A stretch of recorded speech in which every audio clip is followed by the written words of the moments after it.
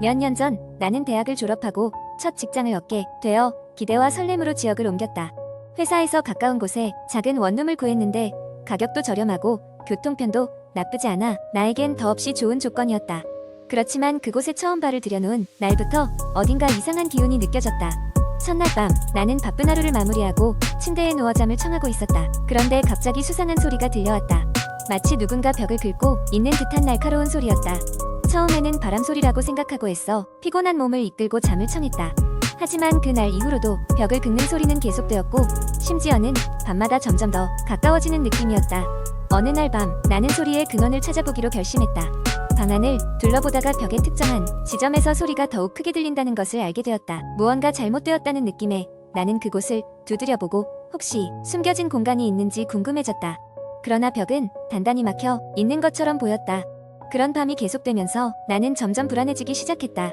소리는 끊이질 않았고 커피 없이는 잠에 들 수 없었다. 결국 나는 이 원룸에 대해 더 많은 정보를 얻기 위해 건물 관리자와 이야기를 나누기로 결정했다. 관리자는 내 이야기를 듣고 얼굴이 새파랗게 질리며 그 건물에 대한 비밀을 털어놓았다. 몇 년 전 나와 같은 방에서 한 젊은 여성이 살았다고 했다. 그녀는 극심한 우울증에 시달렸고 어느 날 그 방에서 스스로 목숨을 끊었다고 한다. 그녀가 마지막으로 남긴 글에는 자신의 삶이 누군가에 의해 통제당하고 있으며 그들이 매일 밤 자신을 감시하고 있다는 내용이 적혀 있었다고 했다.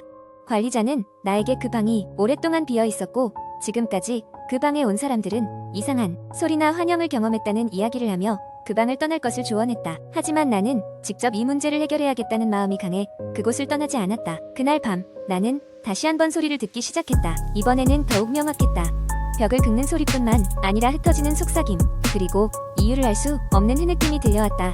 나는 용기를 내어 벽에 귀를 대고 조심스럽게 물었다. 누구세요? 그러자 갑자기 찬바람이 방 안을 휩쓸고 지나갔고 오랫동안 멈춰져 있던 벽시계가 갑자기 움직이기 시작했다. 무언가가 존재한다고 느낀 나는 공포에 질렸지만 결정을 내려야 했다. 관리자가 말한 사람을 떠올리며 그녀가 남긴 글이 진실이라 믿기로 했다. 그래서 나는 매일 그녀가 고통받던 것에 대해 기도하며 그녀가 편히 쉬기를 바라는 마음으로 방을 정리하고 초를 밝히기 시작했다.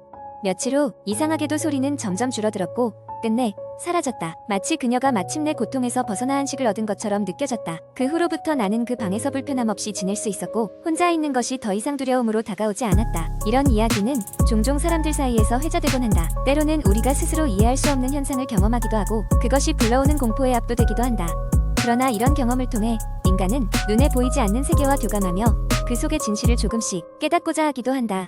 그리고 그렇게 우리는 또 다른 이야기를 만들어 나가며 그것이 전설처럼 전해지길 기대한다. 두 번째 이야기 나는 한적한 농촌 마을에서 자랐습니다. 마을은 주변에 산과 논밭이 펼쳐져 있고 마을 가운데는 오래된 오솔길이 지나고 있었죠. 그 길은 밤에는 사람들이 잘 다니지 않았습니다. 이유는 여러 가지가 있었지만 가장 큰 이유는 그 길에 얽힌 이상한 이야기 때문이었습니다. 젊었을 때 마을 노인들에게서 오솔길과 관련된 많은 이야기를 들었습니다. 그 중에서도 가장 유명했던 이야기는 울게 하는 소녀의 전설이었습니다. 이야기에 따르면 길 건너편에 작은 숲속에는 항상 울고 있는 소녀가 있다고 합니다. 그 소녀는 비 오는 날이면 더 자주 나타나 울며 걷는다고 했습니다. 특히 장마철이 되면 그 소리가 더욱 선명하게 들려마는 사람들이 소름 끼쳐 하곤 했습니다. 나는 그 이야기를 전설로만 여겼습니다. 그저 마을 어른들이 아이들을 껍죽이 위에 꾸며낸 이야기라고 생각했죠. 그러나 한 여름밤 그 전설이 단지 이야기가 아님을 알게 되었습니다. 그날은 유난히 비가 많이 오는 날이었습니다. 나는 늦은 모임 때문에 친구들과 술을 좀 마시다가 늦게서야 집으로 돌아가는 길이었습니다. 집으로 가는 가장 빠른 길은 오솔길을 지나는 것이었지만 비 때문에 길이 미끄러워 무척 주의해야 했습니다. 친구 몇 명과 함께 걸어가던 중에 순간적으로 누구의 웃음소리가 들렸습니다. 처음에는 친구의 장난일 거라고 생각했지만 그 소리가 점점 또렷해지자 모두 긴장하기 시작했습니다. 우리가 그 소리에 집중하자 이번에는 분명히 울음소리로 바뀌었습니다. 너무나 생생한 어딘가 슬프고도 고독한 소녀의 울음소리였습니다. 친구들은 소리에 출처를 찾아보자고 농담을 했지만 목소리에 진짜 주인이 등장하자 모두 얼어붙고 말았습니다. 희미한 전등빛 너머로 하얀 원피스를 입은 소녀가 비 맞은 나무 아래 서 있었습니다. 그녀는 우리를 보고 있었다고 느낄 순간 갑자기 강한 바람과 함께 비가 휘몰아쳤습니다. 순간의 혼란 속에서 그 소녀는 사라졌고 우리는 공포에 질려 그대로 도망치듯 집으로 돌아왔습니다. 다음 날 아침 나는 마을에 이 이야기를 했지만 아무도 나를 믿지 않았습니다. 그러나 그 사건 이후 우린 오솔길을 지날 때 그 그 소녀를 다시 보지 않도록 조심하게 되었고 마을에서는 이 이야기가 조용히 전해져 내려왔습니다. 지금도 그 길을 지날 때면 가끔씩 찬 바람이 스치곤 합니다. 그럴 때마다 그날 밤의 기억이 떠오르면서 오싹한 느낌을 지울 수 없습니다. 마치 그 소녀가 여전히 그곳 어딘가에서 우리의 발걸음을 지켜보며 울고 있는 것만 같습니다. 세 번째 이야기, 대학교 친구들과 나는 졸업 여행을 겸해 깊은 산속에 위치한 작은 산장을 빌려 며칠간 머물기로 했다. 산장은 도시에서 2시간 반 정도 떨어진 곳에 있었고 숲속 깊은 곳에 위치해 있어 외부와의 연결이 거의 끊긴 듯한 고즈넉한 분위기를 지니고 있었다. 첫날 밤 우리는 모닥불을 피워놓고 이야기를 나누며 산장에서의 첫날을 즐기고 있었다. 주변은 어두워졌고 숲에서는 바람소리와 함께 이상한 소리들이 들려왔지만 우리는 그저 바람소리겠거니 하고 대수롭지 않게 넘겼다. 그러나 갑자기 한 친구가 말문을 열었다. 여기 무슨 일 있었던 곳 아니야? 그 친구의 말에 모두가 그를 주목했다. 무슨 일? 내가 물었다. 글쎄, 이 산장 이전에 범죄와 관련돼서 뉴스에 나온 적이 있다고 들었어. 다들 웃어 넘기려 했지만 어느새 분위기는 어두워져 있었다. 대화를 잠시 멈추고 각자 생각에 잠겼다. 그날 밤 나는 이상한 꿈을 꿨다.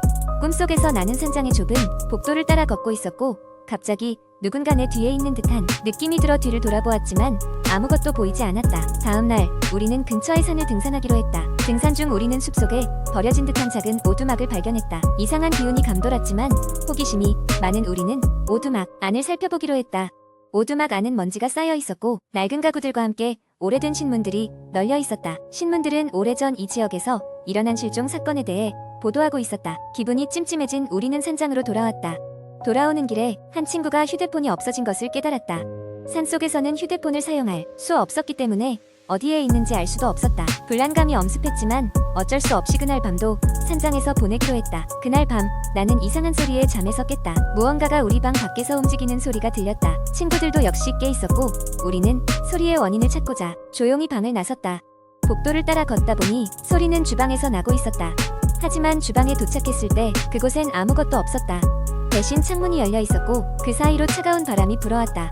우리는 두려움에 떨며 밤을 보냈고 다음날이 밝자마자 산장을 떠나기로 결심했다. 짐을 챙기는 도중 한 친구가 사라진 휴대폰을 발견했다. 그것은 산장 주방의 작은 식탁 위에 놓여 있었다. 누구도 그것을 그곳에 두지 않았다고 했다.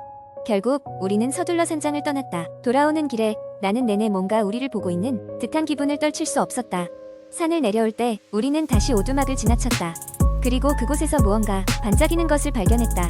가까이 다가가 보니 그것은 우리가 전날 밤 잃어버렸던 손전등이었다. 여행에서 돌아온 후 우리는 이 산장에서의 일을 누구에게도 말하지 않았다. 하지만 그날 이후로 가끔 밤에 잠들기 전 누군가가 방 안에 있는 듯한 기분이 들곤 했다. 이 이야기를 들은 사람들은 더 이상의 정보나 단서를 찾으려 했지만 아무리 찾아봐도 그 산장은 더 이상 검색되지 않는 곳이었다. 마치 우리 기억 속에서만 존재하는 장소처럼 말이다. 이 이야기는 상상의 산물이지만 많은 전설과 괴담이 그러하듯이 그저 재미로 들어주길 바랍니다. 네 번째 이야기, 몇 해 전 나는 여름 방학을 맞아 시골에 계신 외할머니 댁에 다녀오기로 했다. 그곳은 산속 깊이 자리 잡은 작은 마을로 도심의 복잡한 일상에서 벗어나 자연과 함께하는 조용한 시간을 보낼 수 있는 곳이었다.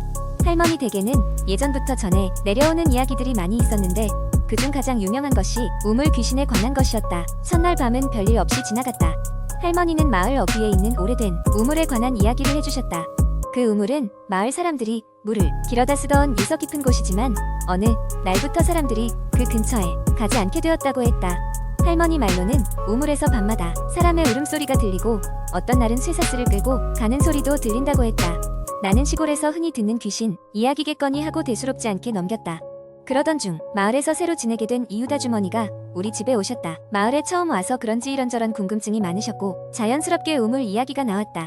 아주머니는 우물 근처를 지나가다가 실제로 이상한 경험을 하신 적이 있다고 하셨다. 귀가하는 길에 우물 쪽에서 누군가 훌쩍이는 소리를 듣고 돌아봤는데 아무도 없어서 등골이 오싹했다고 했다. 다른 마을 사람들도 한밤중에 우물 근처를 지나다 이상한 그림자를 본 적이 있다는 이야기를 했다. 내 호기심은 점점 커져갔다. 마침내 참지 못하고 직접 확인해보기로 했다. 날이 저물 무렵 나는 랜턴과 녹음기를 챙겨 우물로 향했다. 우물은 마을 끝자락 숲과 접해 있는 곳에 있었다. 가까이 다가갈수록 서늘한 기운이 감돌았고 나뭇잎이 바스락거리는 소리도 이상하게 들렸다. 우물 앞에 도착했을 때 나는 녹음기를 켜고 주변을 살펴보기 시작했다. 그런데 우물 안쪽에서 확실히 어떤 소리가 들렸다. 마치 사람이 흐느끼는 듯한 소리였다. 가만히 귀를 기울이자 그 소리는 더욱 분명해졌다. 심장이 쿵쾅거리며 혀끝이 마른 탓에 침을 꿀꺽 삼켰다. 혹시나 하고 랜턴 불빛 주름을 안으로 비춰보았지만 아무것도 보이지 않았다. 갑자기 등 뒤에서 누군가 내 이름을 부르는 소리가 들렸다. 깜짝 놀라 돌아보았지만 아무도 없었다. 그 순간 심장이 철렁 내려앉는 기분이었다. 급히 우물에서 멀어지려던 찰나 뭔가 차가운 것이 손목을 감싸더니 움켜잡는 듯한 느낌이 들었다. 비명을 지르며 몸부림쳤지만 그 차가운 손길에서 벗어날 수 없었다. 그때 문득 랜턴 불빛이 때마침 약해지고 있음을 깨달았다. 미친 듯이 흔들며 빛을 다시 강하게 비췄고 그 순간 내 손목을 잡고 있던 것은 그림자 같은 형체로 보였다. 공포가 극에 달해 정신없이 뿌리치며 도망쳤다. 뒤도 돌아보지 않고 할머니 집으로 내달렸다. 집에 도착하고서야 겨우 안도할 수 있었다. 할머니는 내가 들어오는 걸 보시고는 놀라셔서 무슨 일이냐고 여쭤보셨다. 하지만 나는 무엇을 봤다고 말할 수가 없었다. 그날 밤 녹음기를 들어 확인해보니 흐느끼는 소리와 함께 또 다른 무언가가 잡혀 있었다. 그 소리는 낮고 깊은 울음소리 같았다. 난 그 후로 다시는 우물 근처에 가보지 않았다. 지금도 그 우물이 어떻게 되었는지 알지 못하지만 다른 사람들에게도 항상 그곳엔 가지 말라고 경고하고 있다. 할머니는 그 이야기를 듣고는 이해하신 듯 고개를 끄덕이셨다. 아마 예로부터 전해져 내려오는 경고들을 무시했던 나 자신이 어리석었다는 생각만이 남았다. 마을을 떠난 후에도 그날 밤의 기억은 아직도 잊혀지지 않는다. 때로는 집에서 혼자 있는데도 그 귀신의 손길이 내 손목을 다시 잡을 것만 같은 기분이 든다. 햇살이 환하게 비치는 아침에도 그때의 공포는 생생했다. 그래서 나는 아직도 어둠이 내리는 시간에는 밖에 나가지 않는다.